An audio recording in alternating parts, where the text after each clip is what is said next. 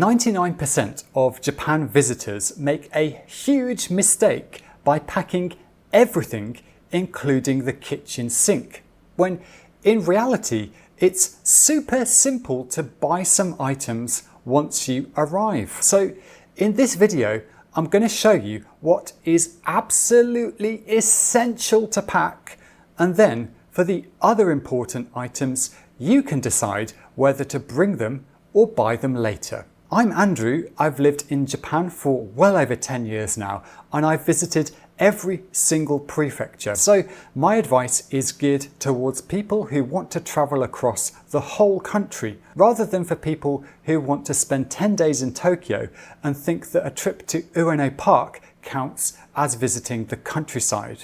So for the absolute essentials, number one is deodorant. You might be wondering why I've put this at the top of the list, but you're gonna want to make doubly sure that you have it and check that it's gonna last for your entire trip. See, for reasons, Japanese don't have big problems with body odour, so it's nigh on impossible to get your hands on good deodorant here. One time I was travelling down in Kyushu. I'd loaded up my backpack, got on the Shinkansen, and after 10 minutes started panicking because I'd left my deodorant stick back at the last hotel. Since I knew that there was a 0% chance of getting this item in the drugstore, I was straight on the phone to the hotel, and luckily they were like, yes, we have it. Because nobody wants to be Stinky Pete on the Shinkansen every day for the next 10 days. So don't just pack deodorant, hold on to it like your life depends on it.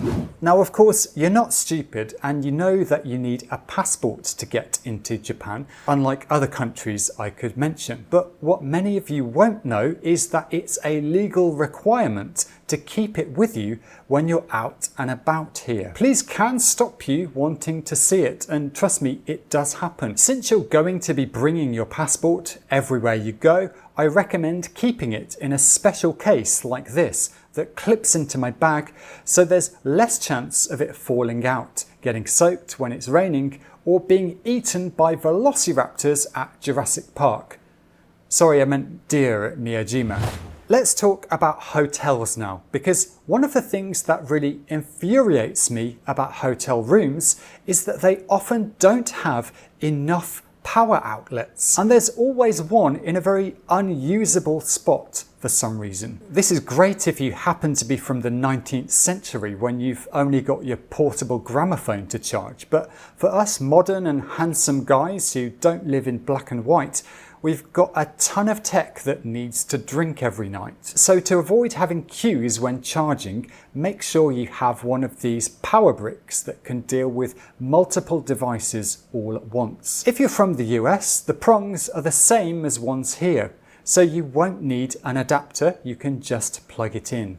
Now with hotels, there's another thing that gets my goat, and that is that curtains are generally utterly useless. They might as well not bother installing them. You get sunlight and street light spewing in from everywhere, and it can stop you getting proper sleep. So my solution is a good sleep mask. I put this item in the absolutely essential section because although you could buy one at the Daiso, it ain't going to be good quality, and you'll definitely want to try this thing out before you leave home. Hotel owners also seem to have a really wicked sense of humour because they often put kid-sized cups in the rooms. Now this is going to give me a drink of maybe, I don't know, 2 sips. This is why I always bring along a collapsible cup like this that's going to give me an adult-sized drink.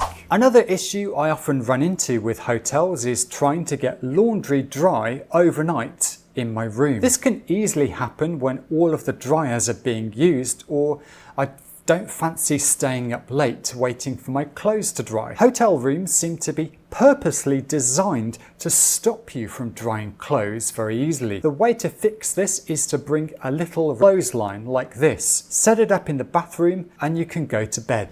Now, the last thing to prepare for with hotels is that while the free Wi-Fi is often very good, it's not universal. I've stayed at more than a few places where it was extremely spotty. Like earlier this year in the spring, I was down in Matsuyama. Now, up in the top floor room where I was, I couldn't even get the Wi-Fi to connect to either my phone or my ThinkPad. And that's why my top tip here is to turn your phone into a Wi-Fi hotspot. That's what saved my behind in that room with the Wi-Fi dead zone. And this is why I recommend using Holafly on your trip to keep your phone connected wherever you go in Japan. Holafly is a different kind of eSIM provider because they give you unlimited data.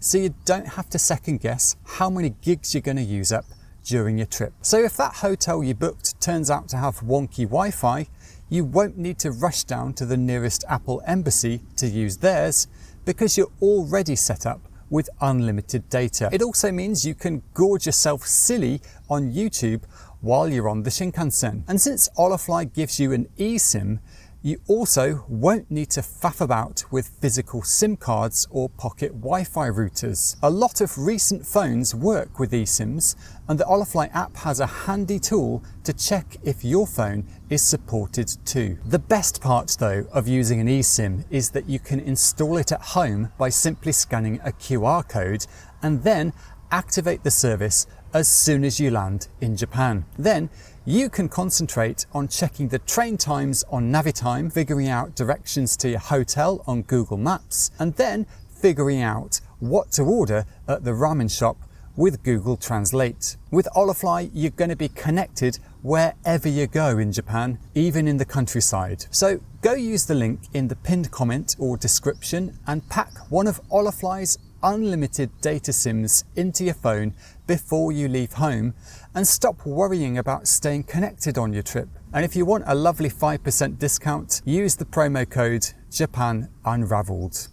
Despite the fact that Japan produces like 1 billion times its body weight in cars, public transportation is immensely popular here. But for the final leg of almost any journey, you're going to be walking. If you're used to going everywhere by car, you might want to make friends with a treadmill ASAP because you're going to be racking up some serious mileage. So do yourself a favour, get some decent, comfortable shoes. Actually, don't just get comfy shoes, prove that they're comfy before you fly. It's no good finding out that your new shoes pinch at the sides once you're here, especially if you're Bigfoot. Anything over US size 9, well, you have 0% chance of finding those shoes in stores. There's another important thing with shoes. Try to get slip-ons, because when you visit temples, castles, and many restaurants, you need to take your shoes off. The quicker you can do this, the better. If you can't get slip-ons, try upgrading your normal shoes with these magnetic clips. Having them is almost as good as having slip-ons. I'll give you bonus points if you choose waterproof shoes or if you spray them with like that special stuff that turns things into a duck's back. I like to live dangerously and I don't usually pack an extra pair of shoes, so adding a waterproof coating is a lifesaver when it starts tipping it down with rain. And trust me, that happens quite a bit here. We're not quite finished with your feet yet because it's no good having the shoe equivalent of marshmallows if you skimp on the inner layer. I'm talking socks, my friend. You'll want to be wearing good ones unless you particularly enjoy having blisters. My recommendation for socks is darn tough. They're partly made from merino wool, which stops them smelling so much. And once you wear them out, you can get a free replacement pair. It's not sponsored, I just love these guys. You'll maybe want to buy some uber stylish socks because these bad boys are on show anytime you enter a shoe-free zone. Don't do what someone did and put on socks with holes only to find that the cafe where he was meeting a friend had tatami mats. Speaking of phones, of course you're one of those modern young guys who doesn't know how to get around without GPS. And of course every calorie you consume has to be documented for future historians over on that thing they call the gram. So newsflash, my friend, that battery can't handle this kind of heavy use, and that's why you definitely need to keep a power bank in your back pocket. Two notes here: you can't usually put these into checked luggage. They have to go in your hand luggage for safety reasons. And two, also for safety reasons, keep this with you in case there's a big earthquake and you need to charge your phone when the power's out. 2 PSAs in short order. You're welcome. Let's do the last 3 absolute essential items now. Whatever time you come to visit Japan, when you're off sightseeing, you're going to want to prepare for the weather. For example, April in Tokyo gets a total of 111 millimeters of rain on average, compared to London, which only gets about 32 millimeters. So quit telling me that England has a terrible climate and pack yourself a decent rain jacket. I like this kind where you can squeeze it up to be really small, but it's just important to have one that you already know works really well for you. Your alternative, of course, is to bring a small umbrella like this. Now, the advantage of having one of these is it also doubles as your bodyguard from the sun. The UV in this country is properly lethal. I can name 3 friends who've had skin cancer. You don't mess with the sun here. Of course, the other less serious but still useful thing is if it's crazy hot, using one of these sun umbrellas really cuts out enough of the heat for it to be noticeable. You could also buy one of these while you're here, but I think it's much better to be prepared to hit the ground running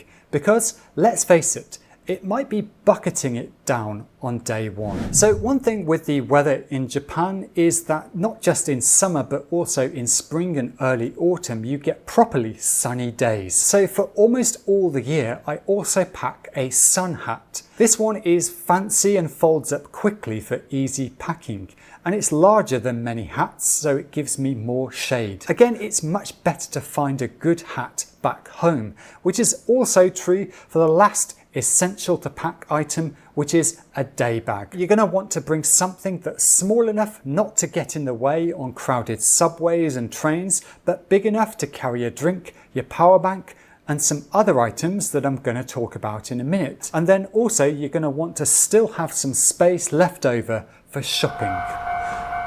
Alright, so I think those items are the absolute must-haves to put in your case before you leave home. But with everything coming up, you have a choice. For these ones, you can very easily drop in at the drugstore or one of the 100 yen shops like Daiso or Seria once you're here. 100 yen shops are everywhere. Just search on Google Maps for one along your route to get kitted out. The slight drawback with this is that it uses time on your trip, which is why I'd probably just pack everything back home. Now you might think that Japan, with all its bowing instead of handshaking and face masking whenever people have even the slightest sniffle, means that they're big on hygiene across the board. But that's not 100% true, because before you spend too much time here, you'll find yourself at a public bathroom that doesn't have any soap. I live in one of the big cities, and in the past week I had this happen twice. Once at a railway station, the other in a big shopping centre. You might think you're covered here because you're bringing hand sanitizer everywhere, but number 1, that doesn't kill nasties like norovirus, and number 2, it doesn't help you out much when you've got ice cream all over your fingers. So do yourself a favour and bring a box of paper soap. There's another thing you'll need, and that's something to dry your hands with, because hand dryers are not standard issue here, nor are paper towels. That's because it's customary in Japan to bring a small towel with you every day. The trouble with these is that they can get extremely damp after 1 or 2 hand washings. So 2 tips here: be sure to shake off the excess water before drying, and also hunt down some microfiber towels like these. I can hang this from my backpack if I want to dry it out, which happens pretty quickly, so no need to keep it in your pocket. And while we're talking about cleaning up, one thing that might surprise you is that it's fairly common in cafes and restaurants for there to be no napkins on the table. I really don't know why this is, so plan ahead and bring a few packets of pocket tissues. Now, a word of warning, especially in the winter and spring months, Japan can feel drier than a Middle Eastern country. And after washing your hands a few times, it's super easy to wind up with skin dropping off your hands like coconut. So get yourself some hand cream and take care of yourself. Of course, the other item you'll want for skincare is some sunscreen, and you're probably best off just buying some here. Drugstores have a ridiculous number of options, but I've started using this one recently, and unlike other ones I've tried, it's not greasy. It's got moisturizer included, and it's not completely overpriced either. Go check the links if you want to know more. So I'm sure that you're going to take a bunch of photos on your trip, but let me ask you a question. Would you back them up to only one place? Of course not. That means you've got a single point of failure, which is never a good plan. But that's exactly what you're doing if you're using an iPhone to double as your IC card like Ikoka or Suica. Yes, it's nice to use your phone to pass through the ticket gates, but what happens if you lose your phone or you drop it in the toilet? It's game over. Thanks for playing. Not having a single point of failure is why I recommend having a physical IC card and teaming it up with a pass case that comes with a retractable cord. This is what many commuters do in Japan, and if it's good enough for them, it's good enough for you. Of course, on top of an IC card, there's a good chance that you're going to get a rail pass to get around. And the thing with these is they're made of card, which isn't the most idiot-proof material known to man, and also you're likely going to be carrying around a bunch of seat reservation tickets too. So to keep all this stuff away from ice cream spilling idiots, pick up a sturdy card case like one of these and stash the pass and reservations in safety. Let's talk about shopping a bit, because in Japan there's this mind-boggling paradox. You can buy souvenirs wrapped in layers and layers of entirely unnecessary plastic, but staff will still ask you to pay for a plastic bag to curb excessive plastic consumption. Yeah, it doesn't make sense, right? Anyway, because of this, bring a so-called eco bag when you're at the convenience store or out shopping, so the staff know that you don't need a plastic bag. And while we're talking about unnecessary trash, let's mention the big problem that isn't a big problem. It's the lack of rubbish bins. Everywhere I look, people are whining that there's nowhere to throw away their garbage. But that's not true. Eat on the Shinkansen, rubbish bins are right there. Buy food at a convenience store, they have bins. See, the trick is to do what the Japanese do and eat the food where you buy it and throw away the trash immediately. If you can't manage that,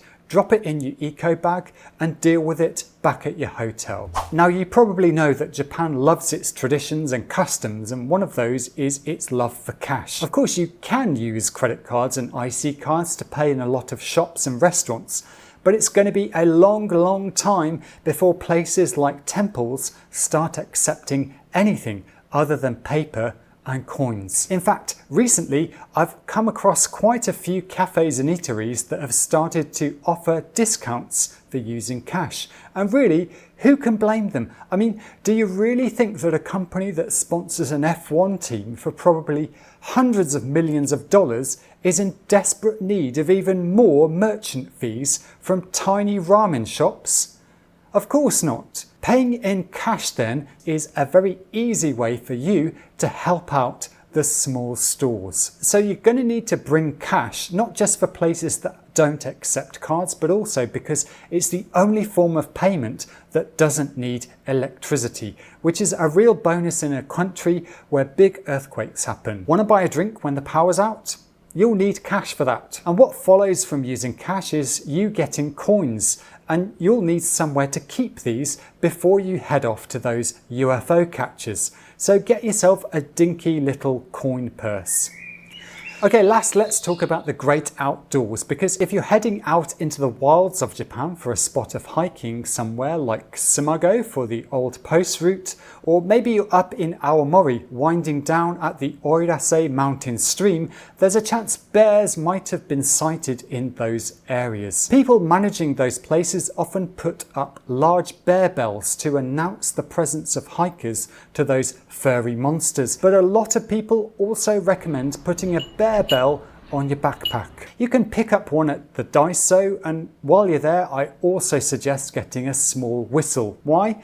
Well, if the worst comes to the worst and you're caught up in an earthquake, you might get trapped inside the wreckage of a building. If you've ever lost your voice, you'll know that you can't count on your vocal cords to shout all day long, so that whistle is important as a low energy way of telling rescuers where you are so they can come and drag you out. So now you know what to bring to Japan, but would you like to make your trip as easy as possible? Of course you want that, so check out this video where I show you a handful of tips for streamlining your trip.